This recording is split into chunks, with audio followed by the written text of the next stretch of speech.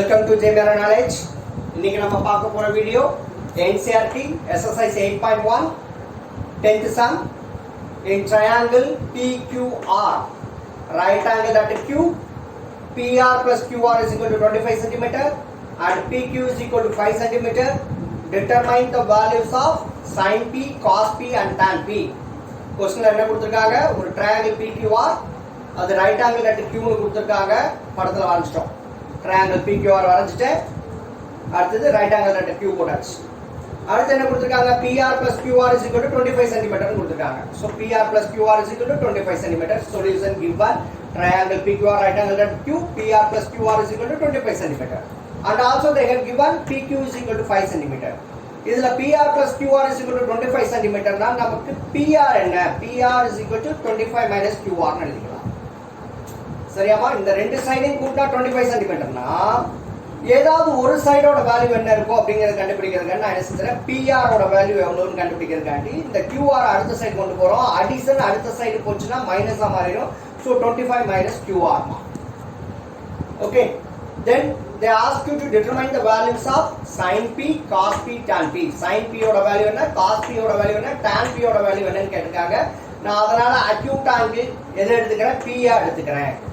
அப்படினா acute angle P ன்னு எடுத்துட்டோம்னா இந்த சைடு என்ன ஆயிரும்? It is the opposite side of angle P and this side is the adjacent side of angle P and this is the hypotenuse. So இந்த triangle-ல PQ-ங்கிறது adjacent side, QR-ங்கிறது opposite side and PR-ங்கிறது hypotenuse நம்ம எடுத்துக்கிறோம்.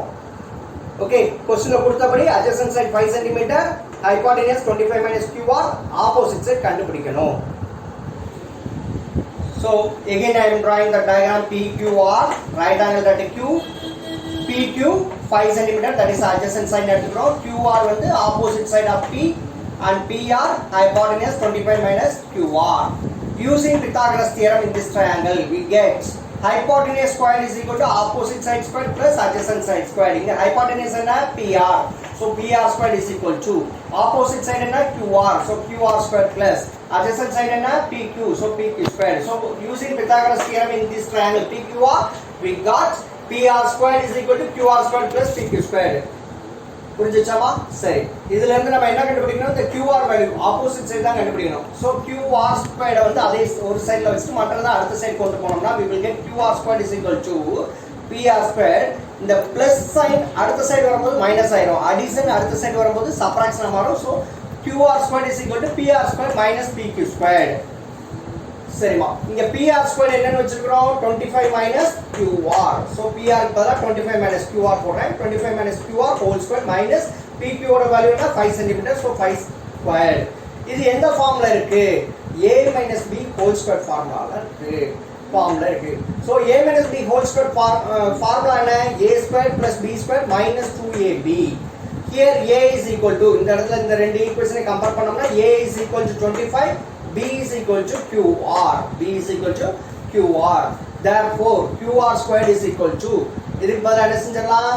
QR squared is equal to 25 minus QR whole square minus 5 squared. இப்படி எழுதலாம். QR squared is equal to 25 squared plus QR squared minus 25 into QR. A இருக்கிற இடத்துல 25, so A squared 25 squared. B இருக்கிற இடத்துல QR, so B squared பதிலா plus QR squared minus 2AB. 2 அப்படியே எழுதிக்கிறோம். A க்கு பதிலா 25, B க்கு பதிலா QR minus 5 squared எப்படி எழுதலாம்? 25 minus 25. Okay, so இத சிம்பிளிஃபை பண்ணோம்னா என்ன கிடைக்கும்? QR squared is equal to 25 squared என்ன? 625 plus QR squared minus 2 into 25 50 QR minus 25. இப்போ இந்த ரைட் ஹேண்ட் சைடுல உள்ள டேர்ம்ஸ்லாம் லெஃப்ட் ஹேண்ட் சைடு கொண்டு வந்தோம்னா அதோட சைன் மாறும். சோ QR ஸ்கொயர் அப்படியே எழுதிக்கோ. plus 625 அடுத்த சைடு வரும்போது minus 625 ஆ மாறிடும். plus QR ஸ்கொயர் அடுத்த சைடு வரும்போது minus QR ஸ்கொயர் ஆ மாறிடும். minus 50 QR அடுத்த சைடு வரும்போது plus 50 QR ஆ மாறிடும். minus 25 அடுத்த சைடு வரும்போது plus 25, that is equal to 0. Right hand side எதுவுமே இருக்காது. so that is equal to 0.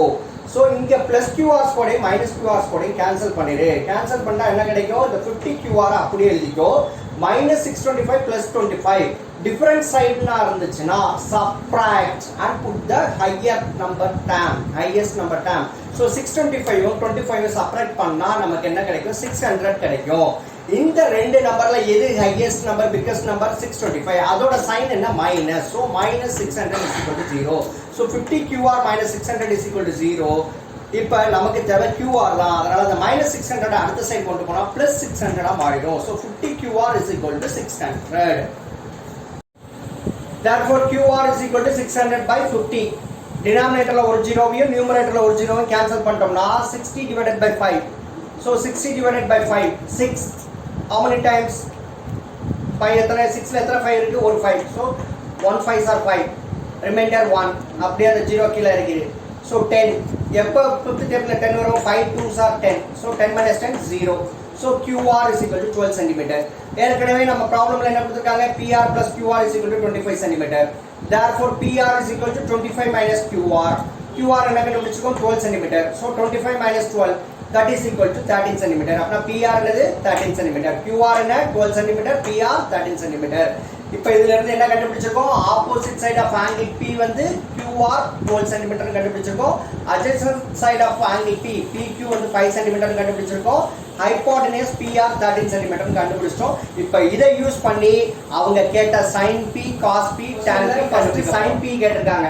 we know sin P is equal to opposite side by hypotenuse நம்ம டயகிராம்ல opposite side என்ன QR hypotenuse என்ன PR QR ஓட value என்ன கண்டுபிடிச்சு வச்சுக்கோ 12 PR ஓட வேல்யூ என்ன கண்டுபிடிச்சு வச்சுக்கோ 13 therefore sin P is equal to 12 by 13 first subdivision கண்டுபிடிச்சாச்சு அடுத்த சப்டிவிஷன்ல என்ன கேட்டிருக்காங்க cos P கேட்டிருக்காங்க we know cos P is equal to adjacent side by hypotenuse நம்ம ட்ரையாங்கிள்ல adjacent side எது எடுத்துக்கோ PQ hypotenuse என்ன PR therefore cos P is equal to PQ என்ன டயகிராம்ல 5 PR என்ன 13 therefore cos P is equal to 5 by 13 அடுத்து third என்ன கண்டுபிடிக்க சொல்லிருக்காங்க tan P கண்டுபிடிக்க சொல்லிருக்காங்க we know tan P is equal to opposite side by adjacent side நம்ம டயகிராம்ல opposite side எதுமா QR adjacent side என்ன PQ therefore tan P is equal to QR by PQ QR ஓட value என்ன கண்டுபிடிச்சு வச்சுக்கோ 12 PQ value என்ன 5 therefore tan P is equal to 12 by 5 so we got the answer sin P is equal to 12 by 13 cos P is equal to 5 by 13 tan P is equal to 12 by 5 NCERT exercise 8.1 11th sum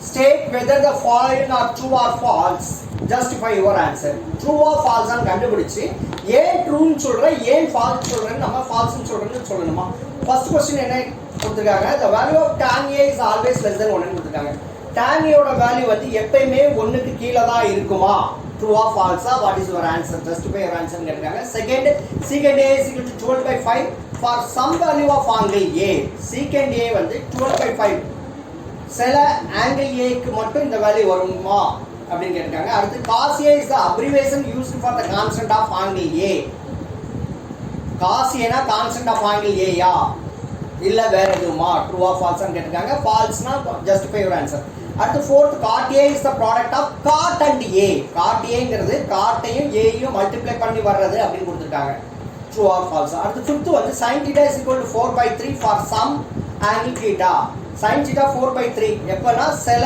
theta வேல்யூக்கு வந்து 4 by 3 வரும் true or false னு இருக்காங்க now we can see the answer இப்போ நம்ம answer பார்க்கலாம் solution first சப்டிவிஷனுக்கு வந்து false மா ஏனா we know tan A is equal to opposite side by adjacent side இங்க opposite side may be longer than or equal to the adjacent side இங்க எப்படி இருக்கலாம்னா opposite side வந்து adjacent side ஓட length இருக்கலாம் longer இருக்கலாம் இல்லனா equal இருக்கலாம் therefore tan A can be greater than or equal to 1 also அதனால tan A வந்து என்ன இருக்கலாம் 1 ஓட அதிகமா இருக்கலாம் இல்லனா 1 இருக்கலாம் okay it is not always less than 1 it may be greater than or equal to 1 also therefore first subdivision answer false second subdivision true since we know secant A is equal to hypotenuse by adjacent side here we know very well hypotenuse being the longest side therefore it may be 12 by 5 times the adjacent side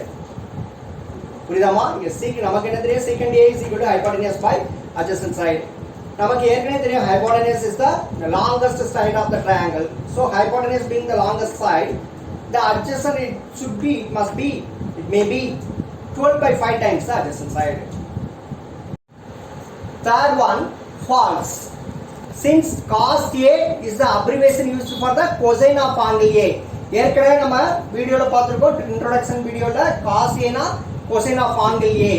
ஆனா இங்க क्वेश्चनல என்ன கொடுத்திருக்காங்க cosங்கிறது என்னமா it is a क्वेश्चनல என்ன கொடுத்திருக்காங்க cos A is the abbreviation used for the cosecant of angle A ன்னு கொடுத்திருக்காங்க தப்பு cosங்கிறது cosine of angle A அங்க cosecantங்கிறது அது தனி அது COS EC A தான் cosecant ஆனா cos A ங்கிறது cosine of angle A therefore the third statement is false.